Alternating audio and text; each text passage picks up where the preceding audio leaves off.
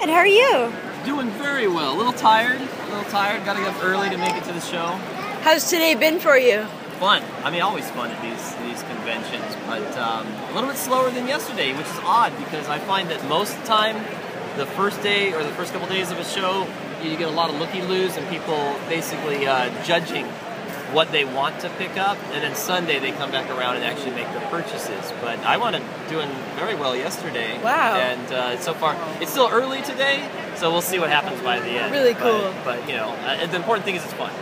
So quickly, just introduce yourself and tell us what you do. My name is Joe Weems. I'm an inker for comic books. I'm also an illustrator. I do ad work, action figure box art, animation concept design.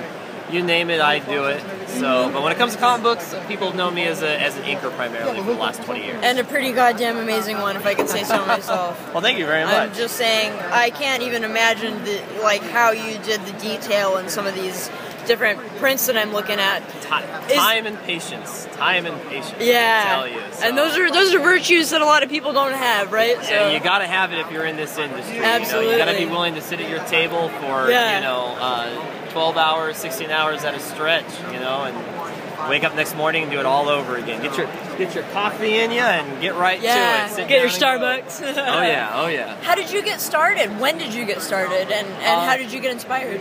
Well, I mean, as far as inspired, when I was a very young boy, I saw New Mutants Special Edition #1 by Art Adams. And as soon as I saw that, I looked at my mom and said, when I grow up, I want to draw comic books. And I want to draw them like this guy.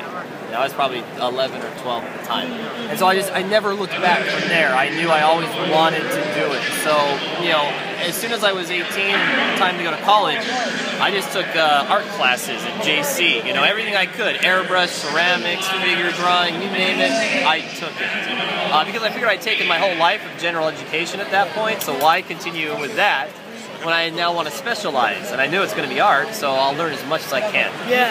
And at 18, I went to local comic conventions and just started handing my portfolio around. And by 19, got my first gig, which allowed me to then go to San Diego Comic-Con in '94 with professional sample packets to give to all the different publishers. And it was Harris Comics that picked me up. They offered me Vampirella, and how can you say no to that? Yeah. So when you're trying to break in, there's nothing better than hearing an editor call you up and say, "Hey, you want to ink Vampirella for us?" Like, yes, of course I do. So and that was that. Never looked back. I've been doing it for it will be 20 years next summer. Wow, congratulations. I'm getting old. I tell you, getting old. No, you're not old. You're not old unless you think you're old. It's not how old you are, it's how old you look, right? Right. There you go. So. Yeah. So I know it's probably really hard to choose, but what's one of your proudest pieces that you've worked on? Oh, you're probably looking at it right here. This is my pride and joy. I already mentioned Art Adams is my biggest influence, so I got the opportunity to ink a piece of him back in 2000, and I felt like I waited my whole life up to that point. I'd waited my entire life and career to get a chance to work with him. So there, I think it's like 115 figures individually drawn on this piece. I mean, it took a week to do, but I did it for free just so that I could keep the original for the portfolio. What's that like doing a collaboration with somebody? Like, how do you decide who's going to do what, and how does it actually come into play like that? Well, as an inker, since I'm working on a piece right now, someone pencils it originally, and then they give it to me to finish it in ink, in India ink. I mean, I do my own illustration. Everything in here is my illustrations, but everything in these two portfolios is all my inking over various pencilers that I've worked with. So I'm the guy who finishes the art and makes it solid for publication, solid black and white, defining the shapes, add rendering, fix the lighting or malproportions, whatever, inconsistencies in the art. So this comes out, I'm the final line. So it comes down to me to finish the image and get it ready to go. So you're the Photoshop and Illustrator guy too? You know what? Sadly, these days you kind of have to be. I never wanted. There's nothing wrong with that. I didn't mean it that way. Well, I never wanted to make. What I'm saying is, I never wanted to make that advent to digital. I'm totally a traditional artist, all by hand. But in this industry, you kind of have to. You have to, adapt or die, as it were. So the last couple of years, I've been teaching myself Photoshop so that I can prep my own files after I scan the pages and whatnot. I mean, there's no more. Few of the companies actually have production departments that do it for you anymore. They expect the file to come in and ready to go. So there you go. It's additional work that I don't get paid to do, quite frankly. But it's part of the job now. So. And it's part of your love, so yeah. Gotta do it. Gotta do it. Yeah. That's so cool. Yeah. So tell us, like, what different kinds of mediums did you work with? Like, what did you start with versus what you work with now? Well, I mean, for me, it's always been the same tools. I don't traditionally bring them with me to the conventions because it's an open, bottle of ink on the table, and I'm using traditional brushes and quills. Like the Hunt 102 Crow quill is a metal tip nib.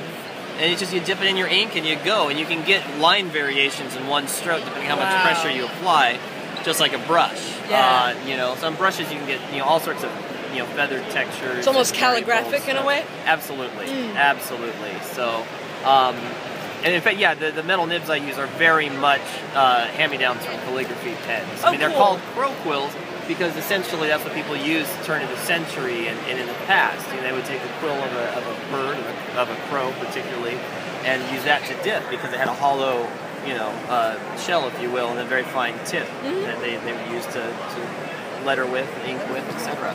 So the modern day crow quills are very much the next generation tools to use. But of course nowadays Photoshop, every year, every month, the tools become more and more refined, so it's just a matter of time before they release an actual Wacom that has the necessary pressure tip sensitivity that can give me the same sort of strokes I get with traditional tools. Oh, the tablets? Yeah, but it's not quite there yet, but they're getting there. I mean, there's definitely brush tools I've seen that are pretty strong, but not quite there. I can't quite get the same sort of intricate lines that I can with my traditional tools. I have a little bamboo tablet, like a little basic one, and yeah, it's a little bit almost like I find myself kind of wanting to just do it with the mouse. Right. Yeah. Right. I hear you there. So, do you have any other parting comments or advice? Advice. If you want to break into comics right now, you got to know that it's a matter of love. It's not a matter of money. I know a lot of fans come to me and they're aspiring artists and they want to break in. And in years past, I've always been very encouraging. Like, yeah, absolutely, follow your dream. But I got to let people know nowadays, it's not. If you're doing this, I mean, it's not like you're making millions of dollars. You're not making hundreds of thousands of dollars. You're not making tens of thousands of dollars anymore. Okay? I mean, it's a tough business. And the market's really down. So if you want to profit in it, you gotta produce and you gotta love it. Yeah. That's the only way. Other than that, as far as parting comments, I guess pick up Lady Mechanica by Joe Benitez because it's awesome.